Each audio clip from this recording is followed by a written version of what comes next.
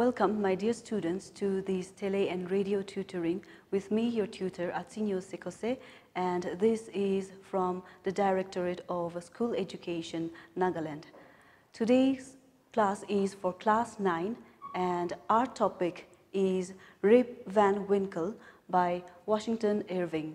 Now, I'm sure now you are familiar with how we are going about learning our lessons. So before we do any reading work, we always need to do a background check. So we will find out about the author first. So for that, please turn to page 18 and you will find a section there about the author.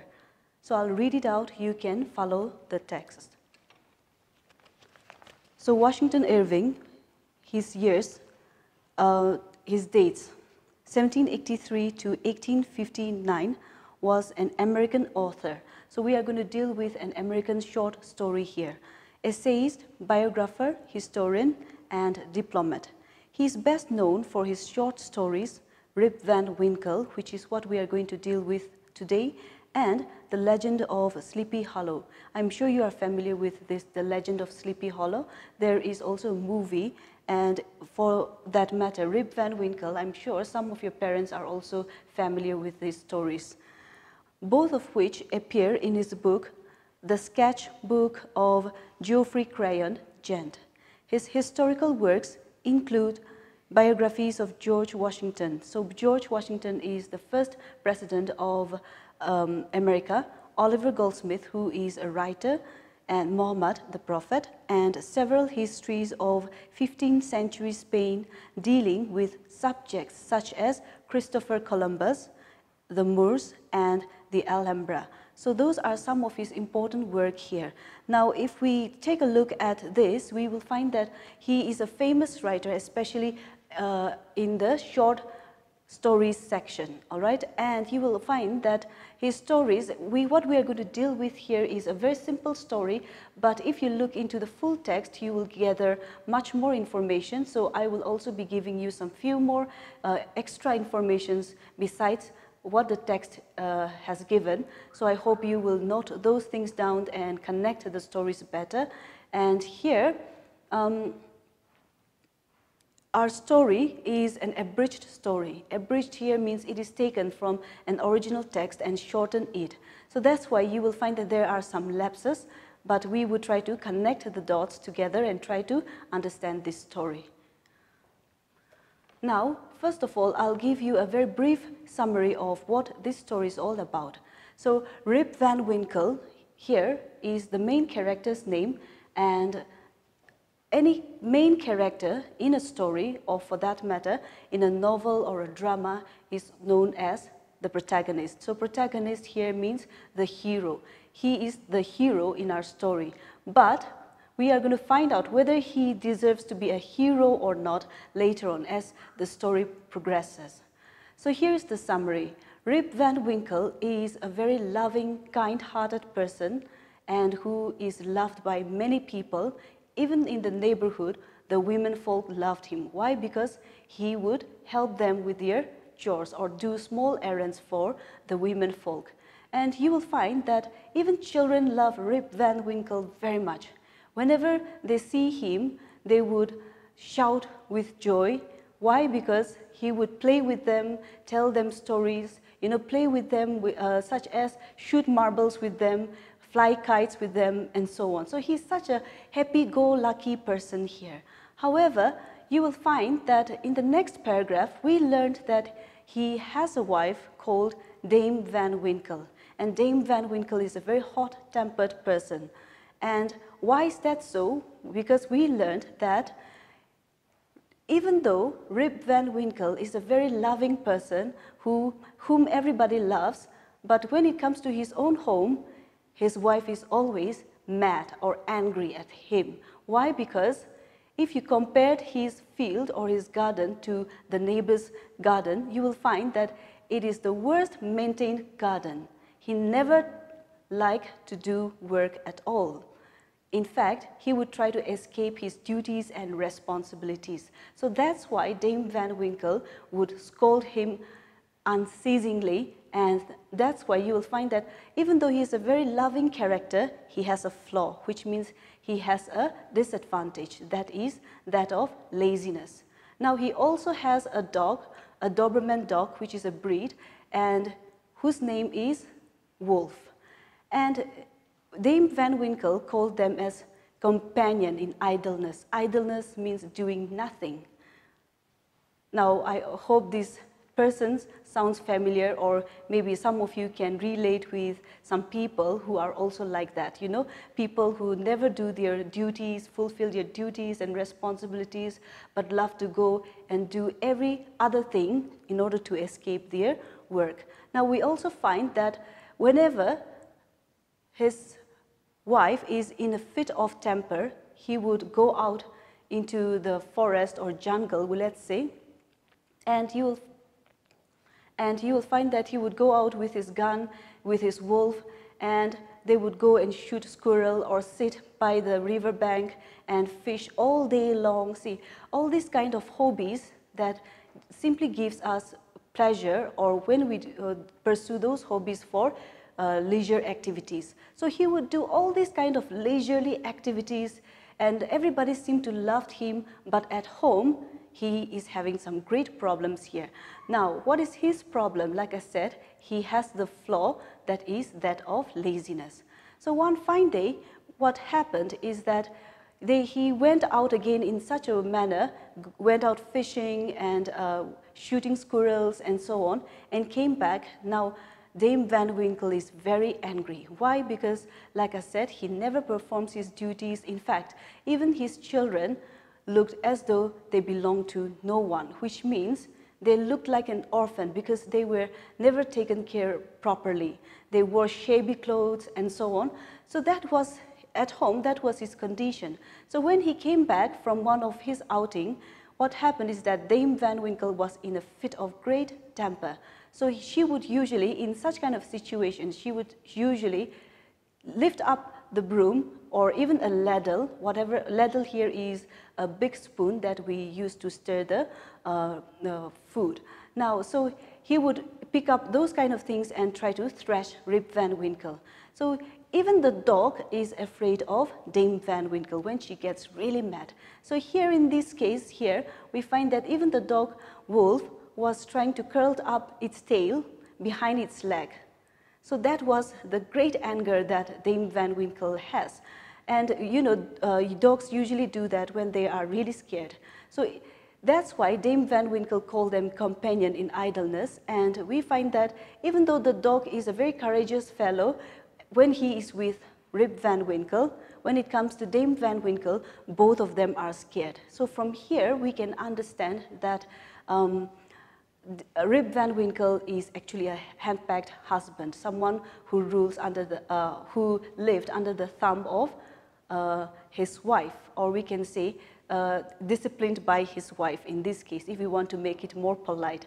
Now, so that was the case. So when that happened, when Dame Van Winkle was in a great fit of temper, Rip Van Winkle tried to escape that. In order to avoid such kind of anger, he tried to escape, and he lifted up his gun again and called Wolf, and they went up to a mountain called Catskill Mountain.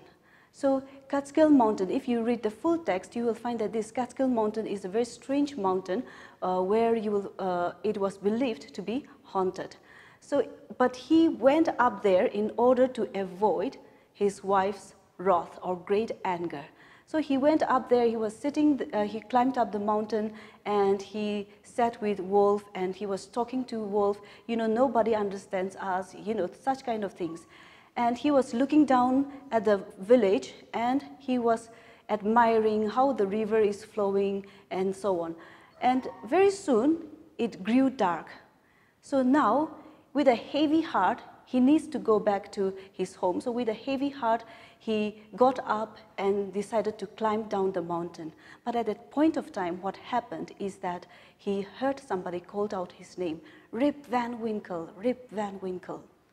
So he looked around and he tried to figure out who it must be, but he cannot find anybody. So he continued to proceed, and what happened is that again he heard somebody called his name, Rip Van Winkle, Rip Van Winkle. And now he noticed that someone, a very strange person, a very short and stout person was climbing up the mountain with a heavy thing called keg.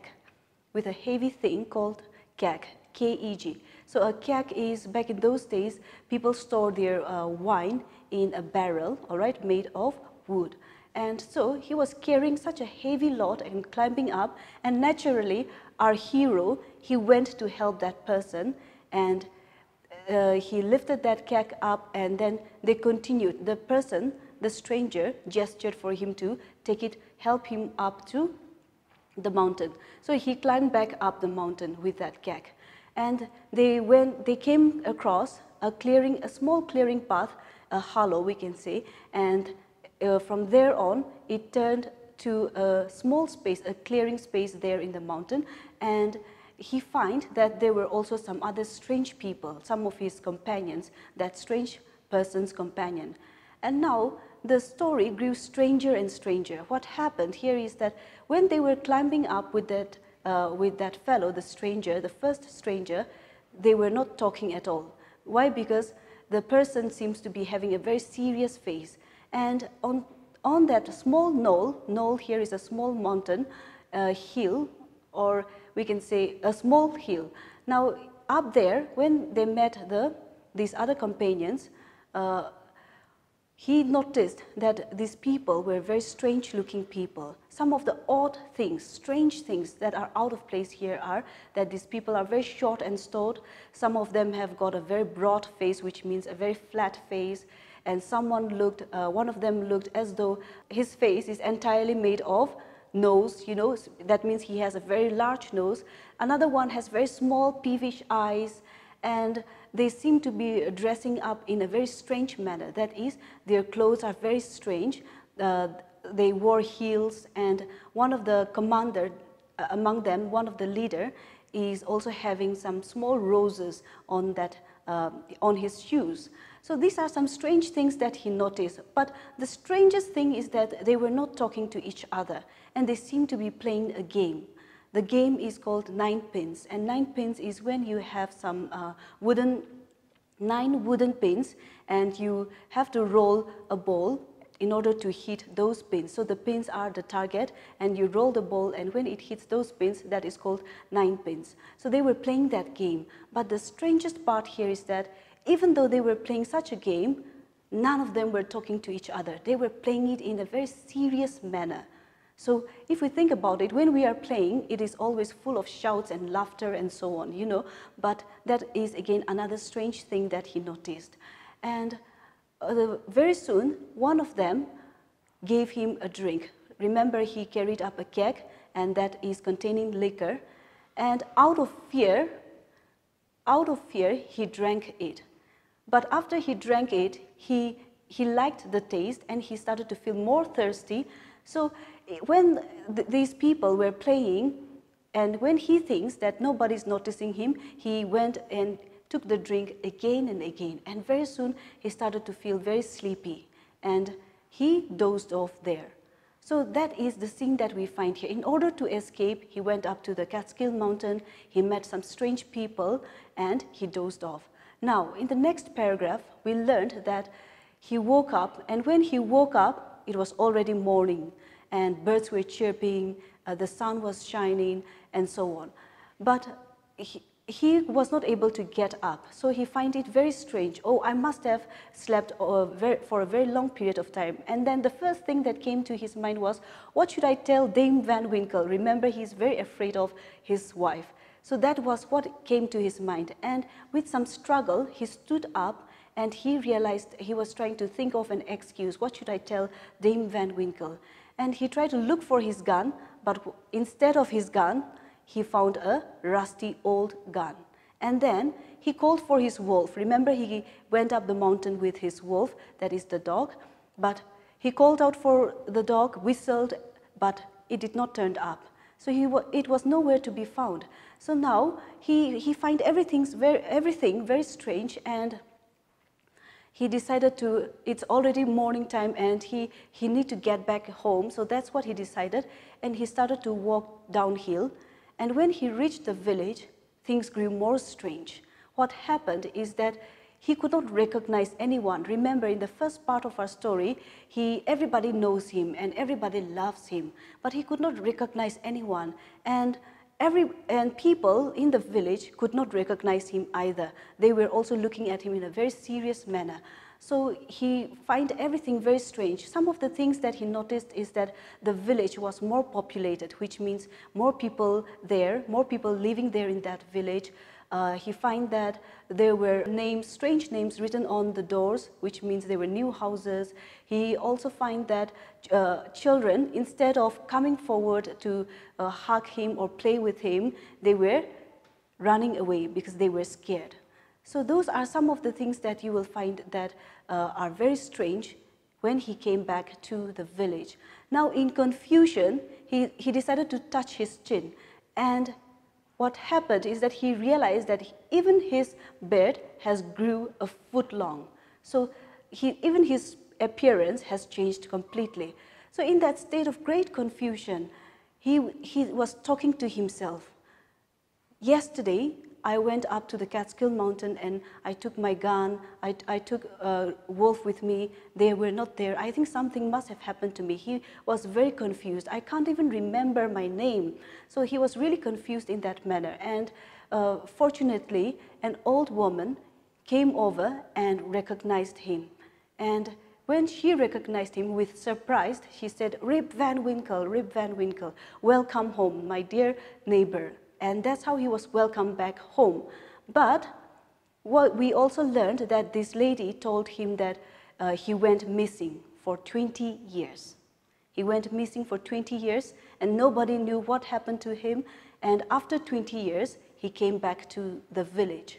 So that was the strange thing that happened to him. Earlier, we learned that he went up to the Catskill Mountain to escape his wife's wrath. But after taking that strange dream, after encountering, meeting those strange people, he dozed off for 20 years. And only after 20 years, he came back to the village. That's why people were not able to recognize him. He even was very shocked because the fashion, the clothes that people were wearing were also very strange to him. So that was the case with Rip Van Winkle. And very soon, his daughter recognized him and took him home, and once again he became that happy-go-lucky person and become everybody's favorite uncle. So that is the very short summary of our story here. But that's a very simple story here. But if you, like I said, if you look into the full text, you will find that Washington Irving is trying to convey a very powerful message, that is that of the theme. There are different themes that you will find, that of freedom, all right, and that of history versus fiction. Remember, he was also a biographer of George Washington, and he was also trying to talk about the changes that were happening back then, that is about political issues. However, we will not be dealing with that in detail here. The main takeaway in our lesson here is that if you are a lazy person and if you neglect your duties and responsibilities for far too long, what happened is that you may not necessarily go to sleep for 20 years, but you will find that you are not able to adapt with the changes. So that is the moral of our story here. And in a very short way, we have put it in that way, but I would suggest that if you are interested, you can also look up the full text and read it. You will gather far more information than what we have in our text here. So that is a very short summary and the main theme of our story here. Now, let's take a look at the character traits. In your exercise, you will find some character traits.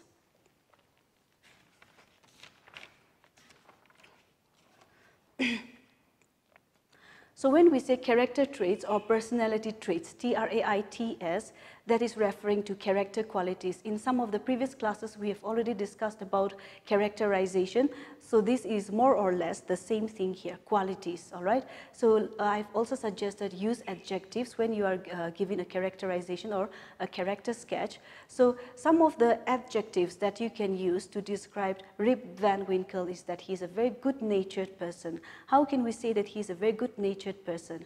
He's a very good-natured person because everybody loves him. He likes to help the women folk. He likes to play with the children love him, and so on. But he is also a hand-packed person. Why? Because he's very afraid of his wife, and he is very afraid of his wife because he never does his work on time, and so on. He is also a very negligent or he is also a very neglectful father, because we learned that he never takes care of his children. His children appeared as though they were orphaned, as though they were somebody else's children. And so these are some of the qualities that you can point out and describe the character of Rip Van Winkle. Now, he has one main flaw. You need to mention that. So his main flaw is that he is a very lazy person. He's a happy-go-lucky person. He always avoids his work. If you read the original text, you will find that he neglected his field so that it turned into only a small patch of garden, you know. He would go to an inn and sit there the whole day. An inn, we already know, so we can say that here it can be like a hotel in fact, and he would sit there the whole day talking with people. And the funny thing that you will also find is that he would move slightly in order to catch the sunlight in that inn. So people in that inn will know what time it is. So that was the funny thing, the funny character about Rip Van Winkle. He is the most laziest person we can see in our story. So those are some characterization that you can put. With Dame Van Winkle, you can say she's very hot-tempered. Remember, she chased her husband with broom and ladle and so on, and she will not even spare Wolf, and looked at Wolf as though it is all the fault of Wolf, who is always his companion in idle, as though it's Wolf who is encouraging Rip Van Winkle to be an idle, useless, doing nothing, all that sort of a person here. So you can put it across in that way. We do not have much characterization on Dame Van Winkle, but you can also say that on the brighter side, you can also say that she's also very practical, because she is always advising or asking, we can also say, his husband what is needed to be done. For instance, mend the fans, you know, all those kind of things. So that's what you will find in our story, the characterization. Now, let's take a look at another topic here on page 21, speaking section. Speaking section here, the first point that you have is a monologue. So what is a monologue? When we say mono, which means one. So when a person is talking to himself, that is a monologue, you know. This also applies in drama. You know, this is very effective in drama, or we can say in writing, because it allows the reader to understand what that character is going through. So in this case, monologue here, we remember Rip Van Winkle was talking to himself. I was myself earlier. I went up to the Catskill Mountain, and now I can't even remember myself. So that is a monologue. And from there, we get to understand that he was very confused when he came back from Catskill Mountain. So that is a monologue in our story. Remember, this is applied in other prose work or drama for that matter. Now, the next point we have is a dialogue. A dialogue we have already discussed when we were discussing about the drama. A dialogue is a conversation between two people, or we can say more than two people. So that is a dialogue. And now, since this is in our speaking section, and speaking is also very important, our textbook is a multi-skill course textbook, which means it is looking at the 4 skills, that is reading, writing, speaking, and listening. So these 4 skills are equally important, all right? You may not necessarily, these 4 skills are equally important. Why? Because these skills are abilities that you are going to use for the rest of your life, not just to pass class 9 English. You need to improve your skills. So what I need you to do is, at home, what you can do is, draft a monologue of Rip Van Winkle, okay? And you can talk it out.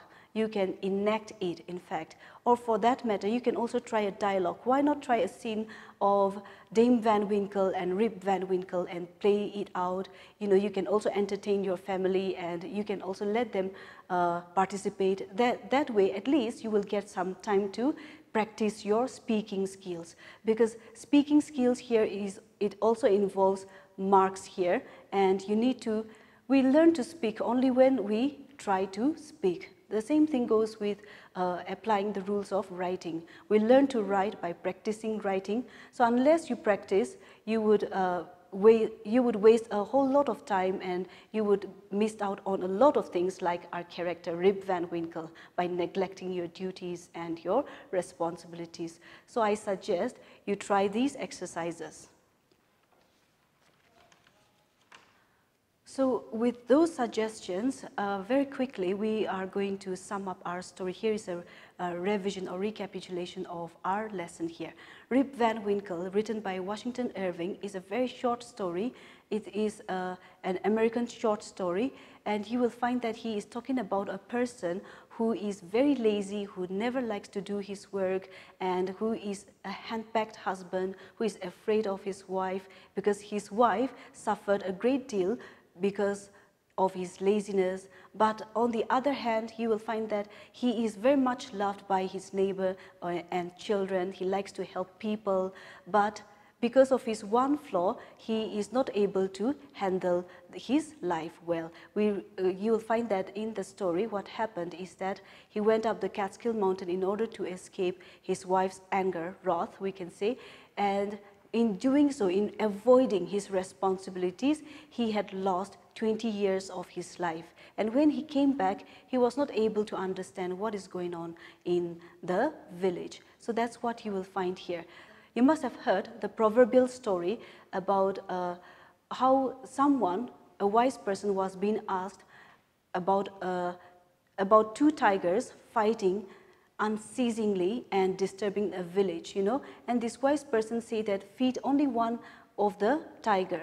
And when that happened, when one tiger was being fed, the other one was neglected, and the one who was being fed was able to overcome the weak one, and that's how the disturbance in the village was stopped. So this is a very common story, and it can be applied in our life here, just as Rip Van Winkle. Whatever qualities, good qualities that we have, we can encourage to use that more instead of our flaws. The more lazy Rip Van Winkle was, the more he get into trouble. Likewise, even in our life, the more lazy we are, or if we have any sort of weaknesses, the more we put our effort in that, or the more we put our interest in that person or that part of the character would win eventually. So that is again another takeaway from our lesson here. And on that note, we would be winding up today's lesson. Thank you all very much for joining me.